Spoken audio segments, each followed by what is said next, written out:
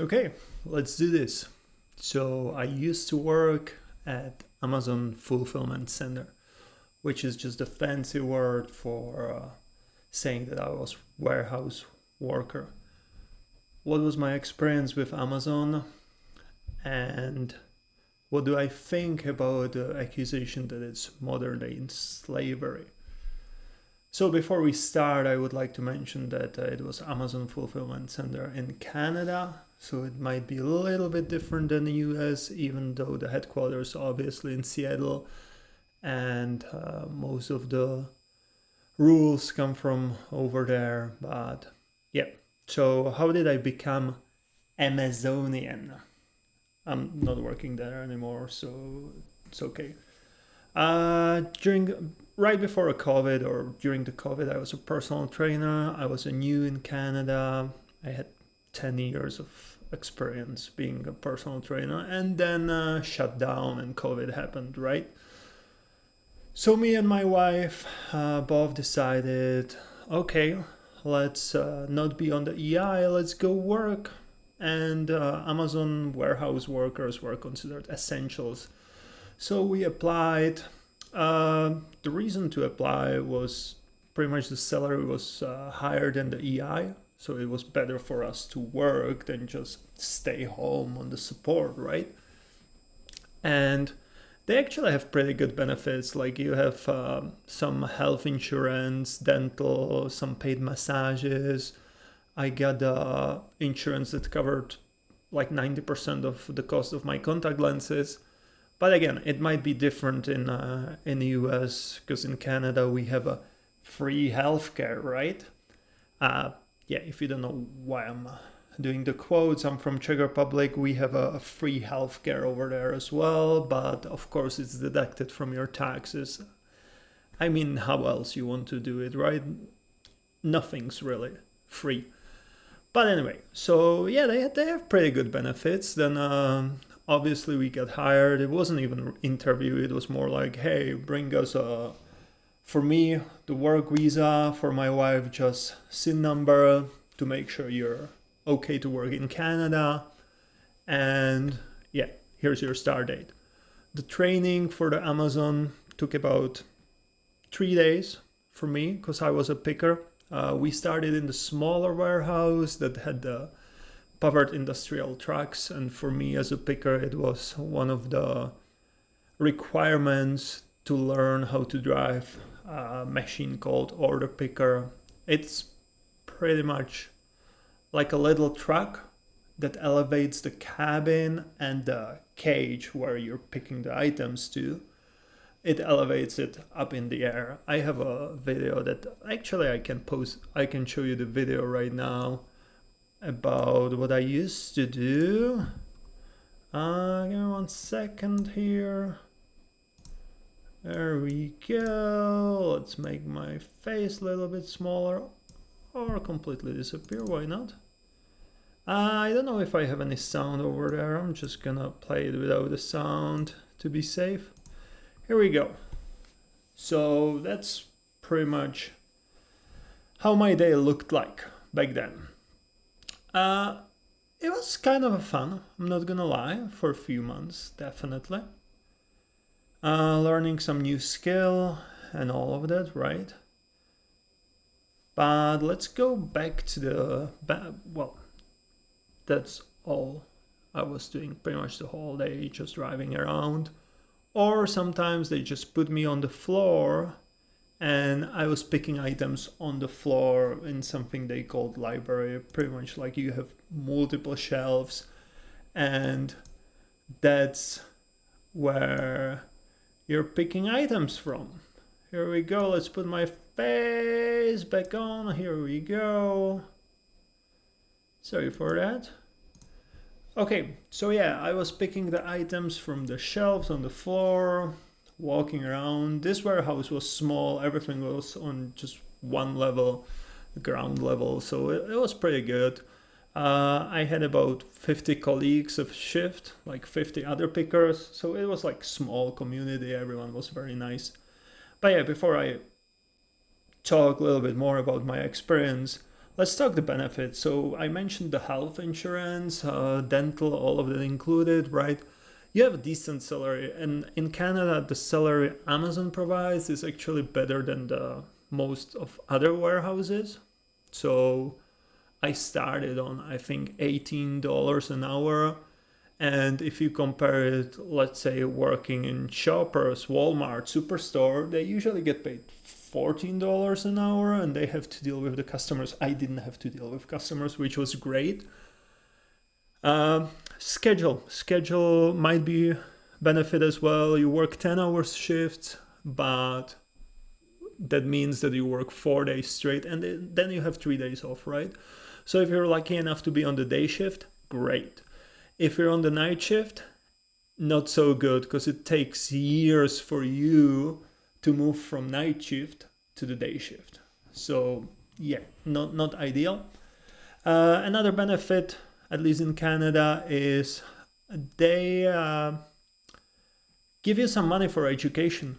So if you want to become, let's say, accountant or whatever, they pay, I think, 90% of tuition. There's a limit, like the amount specific. I don't remember how much it was. And to be fair, all benefits I'm telling you about are from 2023. Like there was a lot of changes. For example, when I started, we used to get like monthly bonuses according to how our department did, like the performance of our department, right? And we also used to get stocks. So you get one stock a year. It was great. Obviously, they canceled it. I think 2024 was the last year where people got the stocks. So they canceled this part. So right now they have health insurance, some education tuition, and decent salary. Now, let's talk about my experience. Small warehouse, great. Other workers, great. Like, no one cares about race, nationality, nothing. Like, everyone's on the same level. Well, pretty much, yeah. We're all on the bottom, right? Why I mentioned race and nationality is Amazon have something called affinity groups. And it got kind of ridiculous because you have affinity group almost for everything. You have the Latinos of Amazon, you have Blacks of Amazon, you have Asians of Amazon, then you have families of Amazon. So let's say if your dad works and you work, you can go to this affinity group, right? Then you have army or veterans. What else? Female, you have LGBTQ. And guess what you don't have? You don't have European, and you don't have male. So thanks to Amazon having so many affinity groups, of course, Caucasian males become kind of discriminated. And it's funny because Amazon created this problem. And to be fair, there's not that many Caucasian males working for Amazon. In my first warehouse, I think it was like 5 of us on my shift. And the second warehouse that I'm gonna talk about, I guess I can talk about it right now. The second warehouse, it was 4 of us. We literally counted it. 4 of us on the same shift. So yeah, it's not really enough people to complain, right? That there's no group for us, but yeah, it sounds kind of ridiculous. So yeah, I started at the end of 2020. I got my training, job was physically demanding for sure, but then you're surrounded with the people that you can talk to. Like I said, you're on the same level. I made quite a lot of friends, right? In 3 months, I got the option to either become ambassador, which is position that trains the new employees of Amazon. However, it's not a promotion. It's kind of like you're gonna get extra responsibility, but no extra money, nothing. So yeah, it was either becoming ambassador or backup process assistant, which is kind of like shift supervisor, But again, same thing, no promotion, no extra money, just extra responsibility. So I decided to go for an ambassador because I felt like it's gonna give me a more chance for a future promotion, because I can go from ambassador onto the supervisor, whatever, right? And also being a personal trainer, I just felt like, yeah, it might be the best way for me. So yeah, I become ambassador, and then the issues kind of started. And the issue with Amazon, in my opinion, is management. You have all of these rules, but Amazon itself doesn't follow them. Like whatever you have in a contract, it applies to the workers, but it doesn't apply to the managers or the company itself. So my first issue with Amazon was I applied for the higher position, I went through the interview, I passed the interview, and if that happens, you receive kind of a letter that says that you passed, and if you don't accept the position, you still don't need to do another interview for the position on the same level. So it's, I don't remember how the letter was called, to be honest, but it pretty much says that you're not gonna have to do another interview to get the higher position. And I'm like, great, right? I don't want to change warehouses because the higher position I applied to was in a different warehouse. So I'm like, okay, I'm gonna stay here, wait until we have opening. And yeah, in like 2 months we had an opening for the exact same position I made an interview on. It was a trainer. So pretty much from ambassador, where I'm training people, to go to the official training position, which is kind of like supervisor of ambassadors. It's within the same department, right? And I'm like, hey, I have this letter, so I'm not supposed to do interview. They didn't follow the rules. They wanted me to do the interview. I'm like, look, according to this letter from your manager, I'm not supposed to do this. So I went to HR, we dealt with it for like 2 weeks, and then they told me, oh yeah, that position's actually already being filled because the round of interviews went by, blah, blah, blah. I'm like, well, okay. And then later I found out that the manager of that department that I was trying to get the position in told them that he doesn't know anything about me. And I'm like, dude, I've been training employees for you for, I don't know, 5-6 months then, and you're telling me you don't know anything about me? And I'm like, okay, I don't want to have anything to do with your department. Here's my ambassador vest. I'm not training anyone for you again. So yeah, that was kind of like first drama where I found out that Amazon doesn't follow their own rules.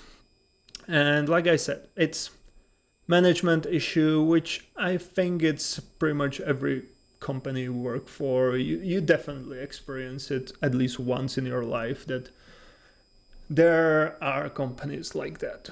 And let's talk about the part of the modern day slavery. So there's a lot of accusations that the Amazon employees have to piss into the bottles, otherwise they get a written warning or stuff like that. That takes me to my second warehouse. My second warehouse was much bigger. We had 4 floors. Let's say the pick department was 4 times bigger. Like from 50 employees in my first warehouse, I went to the warehouse where we had 200 employees, right? The biggest issue about it was you have 4 floors, but the washrooms are only on the main floor. And you have washroom in every corner of the warehouse, so that makes it 4. I think there was 2 extra in the middle. But literally, if you're in the middle of your picking zone in the library, it takes you at least 5 minutes to get to the washroom. And that's where the issue is. Because if you're not picking items for 10 minutes, it sends a message. It's, I think, called TOT, time of task. It sends a message to the supervisor that you're pretty much not doing your job, right? And if you have, let's say, 4 or 5 messages like this during your 10-hour shift, of course, they're going to talk to you and you might get a written warning. And it's bullshit. Like, if you don't have the washrooms on every floor, what do you expect? If I'm on the 4th floor, I need to go all the way down, do whatever I need in the washroom, and then go all the way up. It takes me at least 10 minutes, which is TOT, right? I actually got the warning for this during summer. Amazon didn't have AC. I mean, they do on the 4th floor, because obviously they have fans on the ceiling, and it doesn't go all the way down. So the managers kept telling us, hey, drink a lot of water, stay hydrated, you know, it's hot, blah, blah, blah, blah, blah. But what happens if you drink a lot of water? You need to run a lot, right? And especially me, I have a small bladder. 1 week later, I got a warning saying that my pick rates are low, I have a lot of TOTs, and I'm like, seriously, guys? Like, that's because of the washrooms. Like, I don't know what else to tell you. So I had to go to the second highest manager, complain about it. It took a month until they solved it, and after a month, he's like, "Oh yeah, it's unfair. Of course, you're allowed to go to the washroom. Blah blah blah. I'm gonna talk to my manager to get rid of the warning, right?" And I'm like, "Well, now it's already expired. Took you a month to talk about it, and the first warning is on your profile for a month. So pretty much like, yeah, not worth even talking about it." So yeah, that's kind of about the accusation of pissing into the battles. Like, I believe in US it might go to these extremes. I've never seen anyone to piss into the battle in my warehouse, but obviously if you're on your last warning, you might do it. And it's something like, I get that taking 10 minutes out of your work time is not ideal, but I'm pretty sure it's against human rights not to allow you to go to the washroom. So this one is, it is an issue for sure. Like, they don't have enough bathrooms, and it, like, how can you get a warning for going to the washroom, right? So yeah, that was one big thing. Then let's talk about the physical point of the job, or physical part of the job. I walked daily around 35,000 steps, and I'm 6'3". So most of my colleagues who are shorter got like 40K a day, which it's a good cardio. Like, I was burning like crazy, I was lean, I can't complain about it, right? Like, it's not for everyone, but obviously you get tired. You get tired at the end of the shift, you get tired at the end of the week, and if you're tired, your rates are going lower, and you're gonna get a warning if you don't keep it up. If you don't get warning, another benefit of Amazon is you can take overtimes. And it's overtime pay, it's pretty decent. But it still counts into your performance. So you can work your ass off for your 4 regular shifts, then come on the overtime and have a bad day, and you might end up getting a warning, which definitely is not really unfair. I mean, sorry, it's not really fair. Oh my God, I'm getting tired. So yeah, that's definitely the warnings in Amazon, big issue. And it's even bigger issue that the managers actually decide who gets warning. What they tell you is that they always give a warning to the bottom 5%. But what I've been told by a manager, it's not really true. They can choose who's gonna get it and who's not.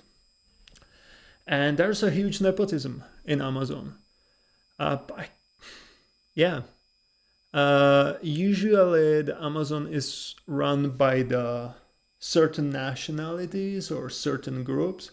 So if you have one manager, let's say in the last warehouse I was in, it was you have a manager who's Filipino, then you have process assistant who's Filipino, and all of the like critical roles, most of the people are Filipino, which is great as long as everyone works the way they're supposed to, right? But it just opens a door to nepotism, like, and I'm sorry, but yeah, it was like that. And it doesn't matter nationality or race. Like, it's the same if you have Caucasians. Like, the chances are you have Caucasian manager, you're gonna have a Caucasian process assistant.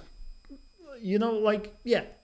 I think that's a big issue in Amazon, the nepotism. And I even brought it up to the general manager because we had like it's called town hall at the end of the year, right? And we had an option to ask questions, and first time I was willing to speak out loud, like in front of like 400 people, and they choose me. And I'm like, what are you planning to do with the nepotism? The general manager said there's no nepotism. 400 people applauded to me for this question. And general manager just says, no, there's no nepotism. Yeah, so it was kind of ridiculous. I mean, to be fair, like, what can he say, right? But obviously there's a big issue with that. And yeah, well, modern day slavery. To be fair, I don't know if I would call it modern day slavery. It's definitely a company that have the same issues as other companies, like bad management. You need to choose your managers better. Choose the people who know what they're doing. Don't rotate them every 6 months. That's the biggest issue in Amazon, that you have manager for 6 months and then they switch them to the different department. So you have a guy who was trained as a pick department manager. After 6 months, you switch him into the pack department, where he has no clue what he's doing, no clue what the process is. And he needs to learn from the bottom again, right? And the same thing with the employees. They need to build a relationship with him from the bottom. And it's not ideal. I know I had one manager that I really didn't get along with because I don't think she was qualified to run the department. She had no idea what she was doing, and everyone had to work harder because of that. And I was really happy when they rotated her, right? When they sent her somewhere else. But other than this one manager, every time I got along with my managers, we had good relationship. I did my best to be someone they can depend on whenever it was with some extra tasks or with some special orders we had to fulfill, right? Because you have times where you need to send the package. Sorry, you have like certain times for your priority orders. So let's say you need to pick 100 orders before 10 a.m. And if they go after 10 a.m., you kind of fucked up, right? Like, it's gonna be a big issue. So yeah. What else? Damn. Yeah, so modern day slavery. I would not call it modern day slavery. Like I said, issues with the management, issues with the company itself, that they don't follow the rules, but you get the decent salary, you have a health insurance. And to be fair, I lived in the Middle East for 3 years. I lived in the country where taxi drivers and nannies don't have their own passports. Like, they get employed and the employer takes their passports. And they get paid like minimum salary, work 16, 18 hours a day. That's modern day slavery. Amazon it's not. It's just a job. Not the ideal, not the good job for everyone. And that brings me to the last point. I think Amazon can be a decent job if you have some goal. So let's say you can get a different job than Amazon. Well, start working there, make money, and while you work, look for other jobs.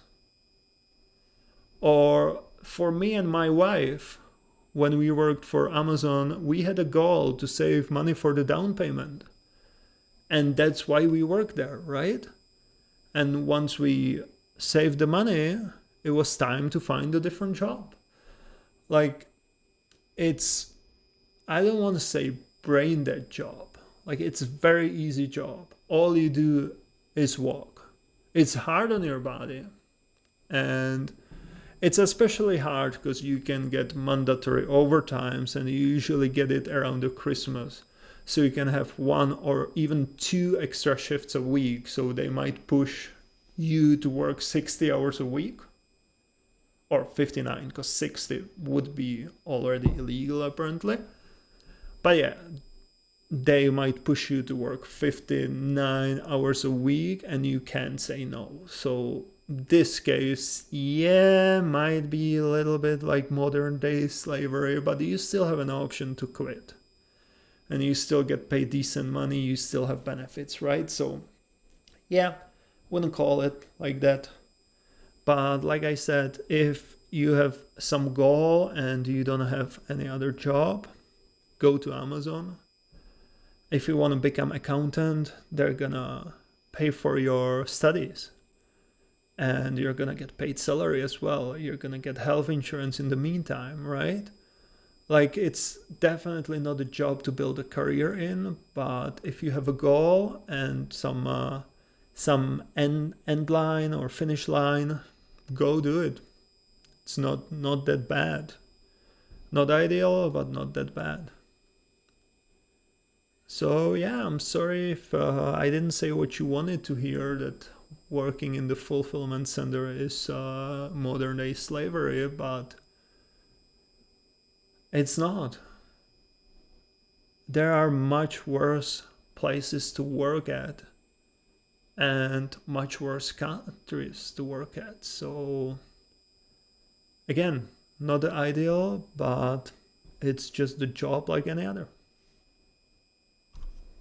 Okay, thanks for watching.